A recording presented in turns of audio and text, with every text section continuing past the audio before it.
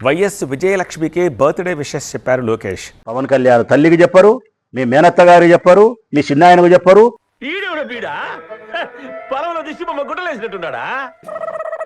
మీ చిన్నమ్మకు చెప్పరు, మోడీ అమ్మకు చెప్పరు, అమిత్ షా అమ్మకు చెప్పరు, ట్రంప్ పిల్లానికి చెప్పరు. ఏమైందిరా? వీళ్ళకి ఎవ్వరు చెప్పరు, అమ్మకు చెప్తారు. రే చాలా పాపం రా, రే చాలా పాపం రా. జగన్ తల్లిని గౌరవిస్తారంట, జగన్ చెల్లిని అభిమానిస్తారంట. అది తప్ప, అది తప్ప. కుటుంబాలను చిన్నాభిన్నం చేసే ప్రయత్నము, ఈ కుటుంబ కలహాలకి దూరకూడదనే దూరేది, ఇవన్నీ పనికిమాలిన బుద్ధులు. చంద్రబాబు వెన్నుపోటు పొడవకుండా ఉంటే ఆయనను బహుశా ఇంకా చాలా కాలం కూడా బతుకుండేవాడేమో. కళ్ళు దొబ్బాయా నీకేమన్నా చూసుకోమని చెప్పురా. రాష్ట్ర ప్రజలన్నీ గమనిస్తా ఉంటారు.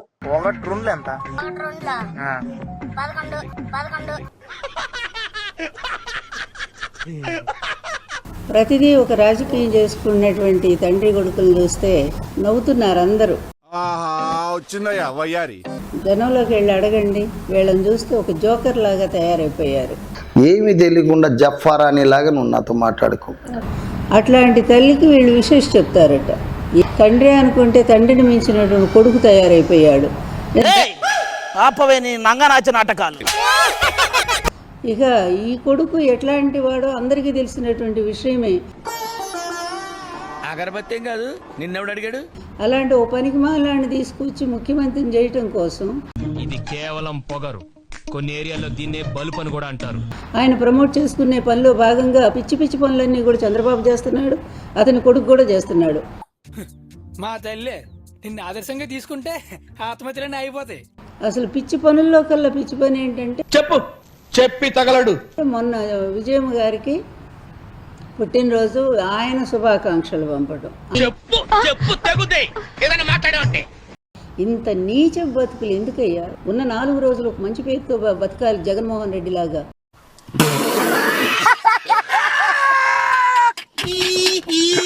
నేనున్నాను కదా, నీకు అమ్మమ్మని అవుతాను కదా నేను, మరి నాకు ఏ రోజైనా ఒక్క రోజైనా సరే శుభాకాంక్షలు నాకు చెప్పావా?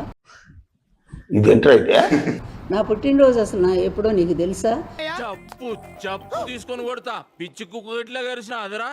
ఏ ఒక్కసారైనా సరే వచ్చి అమ్మమ్మ ఎట్లున్నావని చెప్పి నన్ను ఏమైనా మాట్లాడించావా నువ్వు? విన్న నీకే ఇంత షాకింగ్ గా ఉంటే చూసి నా పరిస్థితి ఏంటి భయ్యా? ఈరోజు ఈ రాష్ట్రంలో వచ్చేసామంటరా, నా బతుకు ఎంగిలాకైపోయిందిరా, నా జీవితం ఆఖరికి ముచ్చోళ్ళ కంటే కనా కష్టమైపోయిందిరా.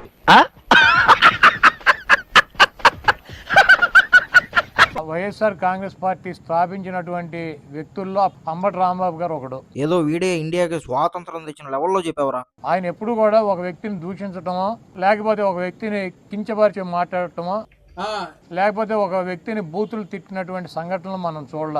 అలాంటివి మీరు మాట్లాడితే కామెడీగా ఉంటదన్నా.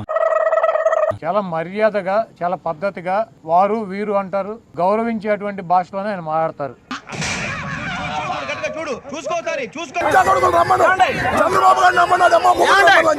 గౌరవించేటువంటి భాషలోనే ఆయన మాట్లాడతారు. చూసాను సీసీటీవీలో. ఈ రోజు వైఎస్ఆర్ కాంగ్రెస్ పార్టీలో కానీ రాష్ట్రంలో కానీ ట్రెండింగ్ లో ఉన్నటువంటి హీరో, సూపర్ హీరో ఎవడంటే అంబటి రాంబాబు గారు. దెబ్బతింది, లేకపోతే ఎందుకలా మాట్లాడతా? కొత్తగా నన్ను చేస్తావు, వంశీని చేస్తావు, దూరం గుండి చేస్తావు, ఎవరిని చేస్తావు చేయరా, ఒక్కరిని టచ్ చేసి చూడండి. ఆయన అరెస్ట్ చేసి జైల్లో పెట్టారు. ఇప్పుడు ఏమైంది?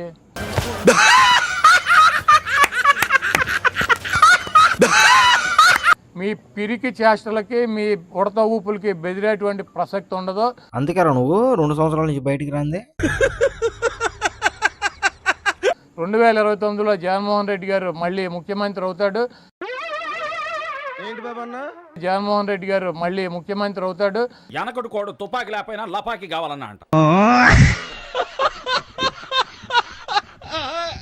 జగన్మోహన్ రెడ్డి గారు చెప్పినట్టు 7 సముద్రాల అవతల ఉన్నా కూడా తీసుకొచ్చి వాళ్ళందరికీ తగిన పనిష్మెంట్లు, శాస్త్రాలు జరుగుతాయి.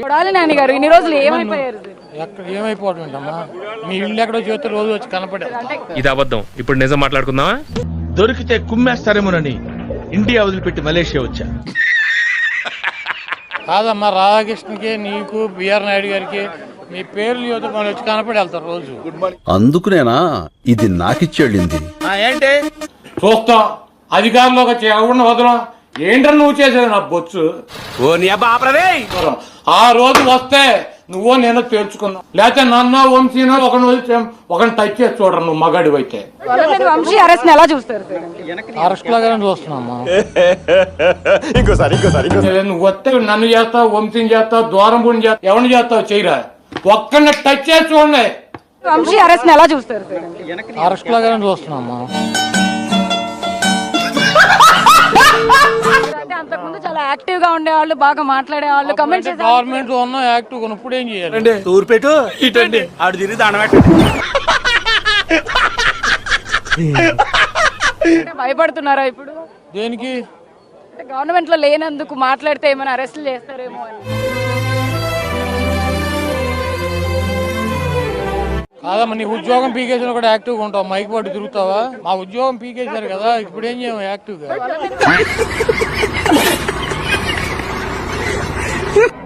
ఎల్లకాలము తెలుగుదేశం పార్టీ ప్రభుత్వమే ఉండదు అని చెప్పి మా బొచ్చు పేకాలు నువ్వు వచ్చి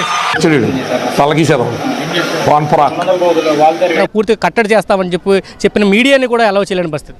ఇప్పుడు ఇట్లా పెట్టే సూర్యుని నేను ఆపేయగలనా?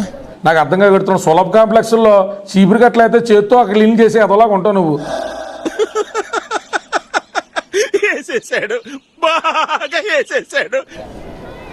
ఆపేయగలనా? ఇవన్నీ పొగడి కార్యక్రమాలు చేస్తూ ఉంటారు, ఇవన్నీ పెద్ద పట్టించుకోవాల్సిన అవసరం లేదు. నీ బతుకు పకోడీ గాల్లో నువ్వు ఏదో పెద్ద మొదలని నువ్వు రాజకీయ నీ ఫీలింగ్ రాదా? ఏది కూడా మర్చిపోయే ప్రసక్తి ఉండదు. ఇంకేం పీకుతావురా? చల్ బేసాలే చల్. అట్టు పెట్టిన వాళ్ళకి 2.5, 2, 2.5, 3 వాళ్ళ స్థాయిని బట్టి తప్పకుండా పెడతానని చెప్పి. నీ బతుకు మళ్ళీ మాట్లాడవా? శాఖనే హ్యాండిల్ చేసావు, సిగ్గులేదురా నీకా? శాఖలో కీలకమైన నిన్న ఒకటి తీసుకుని చాలు మళ్ళీ. జగన్మోహన్ రెడ్డి గారు చెప్పాడు, మాకు చాలు, మేము చచ్చేదాకా జగన్మోహన్ రెడ్డి గారే మాకు. ఒక 2 నిమిషాలు పాస్ అవుతుంది. మేము చావుటాకైనా సరే సిద్ధమే, కానీ జగన్మోహన్ రెడ్డి గారిని వదిలే ప్రసక్తి ఉండదు. గుట్కా నాని గారు, మీరు వెళ్తారో వెళ్ళరో గానీ జగన్మోహన్ రెడ్డికి ఏదో ఒక రోజు బెంగళూరు దాకా వెళ్ళి ఉచ్చబోసుకొస్తా అని చెప్పి పార్టీని అయితే గంగార్పణం చేయటం ఖాయం. తర్వాత మీరందరూ కలిసి కాల్చుకుంటూ ఉంటావు చపాతి. Super super. ఇప్పుడు వల్లభనేని వంశీని అరెస్ట్ చేశారు, ఏమైంది? వంశీ అని చచ్చిపోయాడా? ఏమిటండి మీరు మాట్లాడేది? దరిద్రుడా, ఒక్క మాట మంచిది రాదు నోట్లోంచి. అది నోరే డ్రైనేజారా? చట్టం ఎవరికైనా ఒకటే అని చెప్పేవారు మాత్రం ఇంతకాలం లేరు. ఈసారి జగన్ అన్న 2.0 కొంచెం వేరుగా కూడా ఉంటుంది. 2.2 అంటే జగన్ జైలుకి వెళ్తామే. జగన్ 2.2 అంటే ఇది బయట రాడు. అది జగన్ కాన్సెప్ట్. జగన్ 1.1 అంటే జగన్ దోసుకోవటం, దాచుకోవటం.